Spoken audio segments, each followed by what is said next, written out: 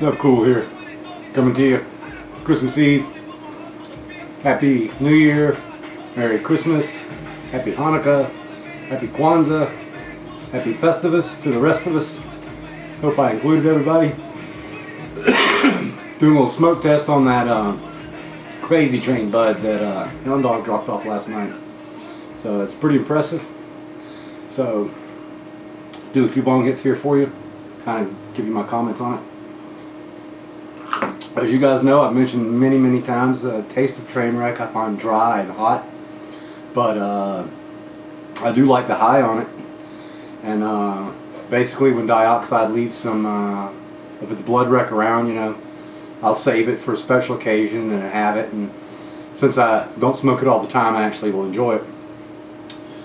It was about 4 years ago that somebody brought up some purple wreck from Eugene, and I was so impressed that in the back of my mind I decided at that time that I probably wanted to make a cross with it, and with a train wreck and a purple, but I didn't want to at that time because the Arcata was full of hermaphroditism. So since then we found a train wreck cross that doesn't do that, and that's how we created this Qrazy train. So let's rip another bong here. And this was grown by Hound Dog and created by Dioxide, one of the TGA crew members and breeders. And so let's do this another bong hit.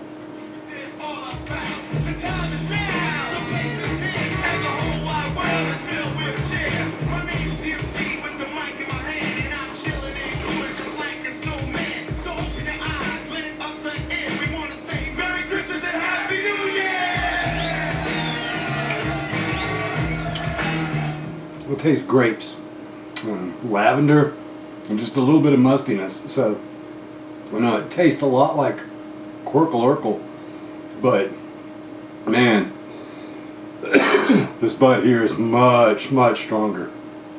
And you know, hard time talking after I take a hit.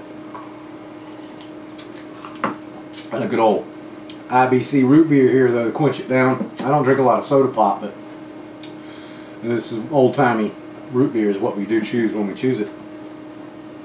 So Qrazy train is a really easy plant to grow. Give me 1 second and I'll pull up some information on it here.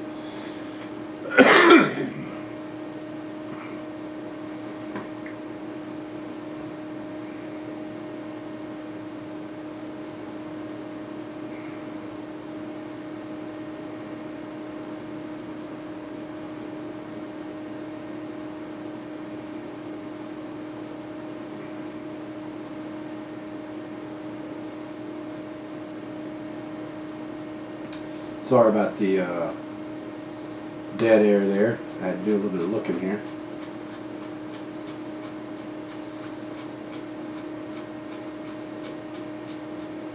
Still doing it. Okay. So Qrazy train, the phenotypes, you know, it's a big plant. If you've seen pictures of it, but as long as you top it out, you know, it doesn't get too tall. It's got a little bit of stretch to it. Very heavy yield. It does well indoors and outdoors. The best way to grow it is topped early to form multi-headed bush.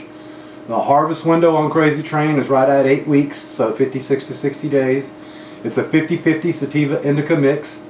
The high type is strong and pleasant. It's very good for pain relief. And if you smoke 3 or 4 bowls of it, it has one of those high curves. You know, when you start smoking it, you get up like I am right now, a little bit of energy. But then after a few more bowls, I'll head down the other way.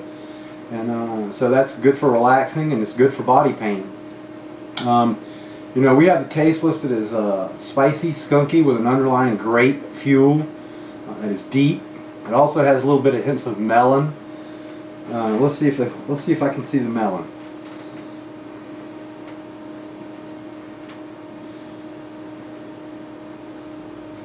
I'm trying to think of any questions that you guys may have about this strain. With that word again, I've seen it grown in about 15 different gardens. We gave it to Hound Dog to run consecutively over and over again. He ran it for about a year. He finally picked this clone that yielded this bud right here. Again, you can go check out the close-ups of it in the Qrazy Train video that's posted just before this one. So let's hit this thing again. Let's bring up a little bit of tunes to enjoy while we're smoking. See what we got here.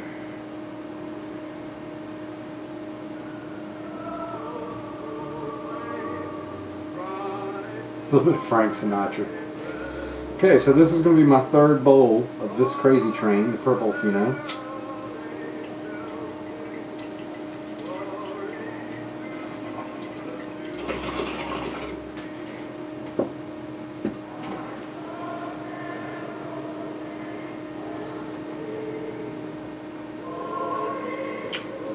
Just amazing.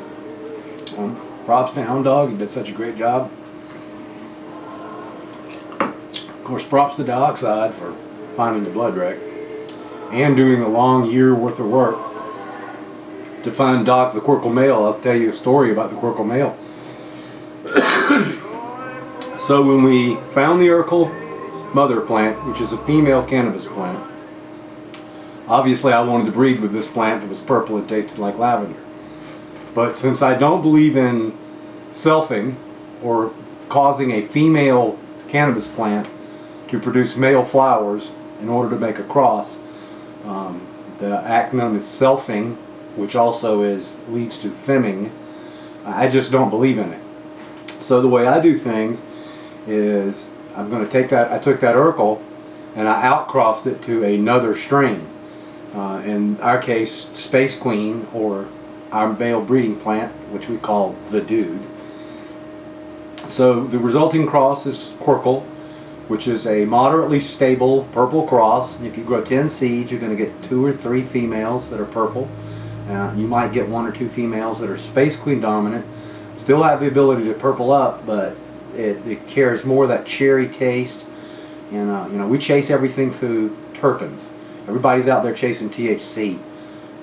I've learned that because I'm a flavor guy, tried to collect all the flavors of the rainbow, the oranges, the grapes, the lemons, the musk, the skunks, the cherries. Each one of those terpenes has a different high profile and pain management profile. And unknowingly, because I'm a flavor guy, I've collected a lot of different terpene profiles. So with the Quirkle strain, we grew it out and we got this really nice short purple looking male, and I used it to create Quirkle version 1, and they sold out. And someone online actually got under my skin and he gave me grief because I basically grew out a pack of seeds and chose one male plant. And so even though I'm going to go ahead and tell you that plant was a wonderful breeding plant and I shouldn't have let that person get under my skin, I killed that male plant. And we went back to work and we started with 40 Quirkle seeds, and we marked and tagged all the way down to 4 male plants, and we tracked the results of those male plants for about a year until we were satisfied, and we actually selected the new male, which we named Doc, and he was the short grape male phenotype. But I really probably wasted a lot of time, and the guy's comment was, I can't believe that you or a breeder you know, would create a strain just using one male. And you know, he's kind of right, but on the other hand, if that's what nature gives you, and you have an eye for dank, as I call it, and you're lucky enough or blessed enough to be given a plant that has purple resin on it, even at seed stage, and a male plant, and give us the results that the version Quirkle 1 gave us, then you should just be happy to accept it, and I wasn't.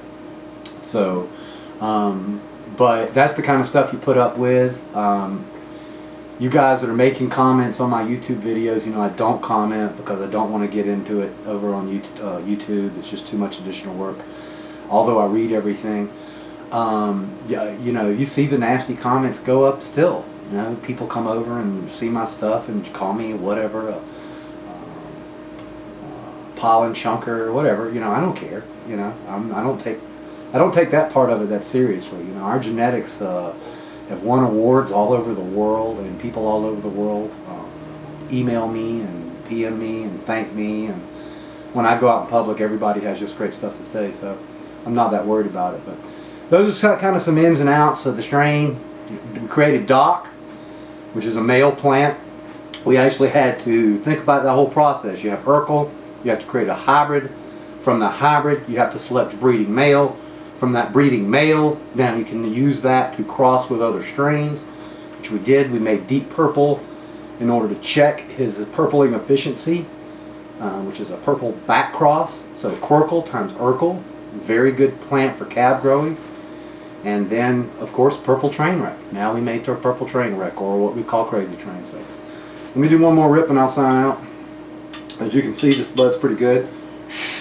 It got me to kind of go off on a little tangent here. This video is approaching 12 minutes long. I don't know who will sit and watch this thing this long, but we'll see. We'll post it up for you guys. Okay, somebody asked about this thing the other day. They want to know if I had a string tie. This is an invention that I created called the ripped cord. There's a website for it, but you know, they last forever. I gave a lot of them away, and those people still have these. They only sell for a couple of bucks, so there's not like there's some huge profit in them. And you know, it's just something. I have them. I'll always have one on my piece. You can see it just dangles there. It won't break your piece because it's made of oh my God, I'm high. The stuff wetsuits are made out of. Yeah, okay, so I'm pretty buzzed. Neoprene. And it just kind of holds a lighter, and it's an amazing invention. Goes around the neck. You can throw it in the washing machine after it gets grungy, and it's good again. But we can't smoke without a ripcord. And I'll tell you something else. We've never emptied more lighters since we own these things.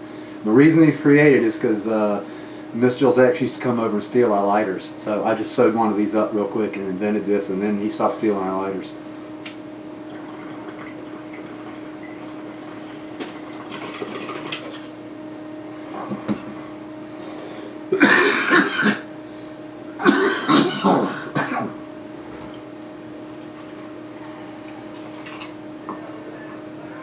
So there's a stone rant for you guys.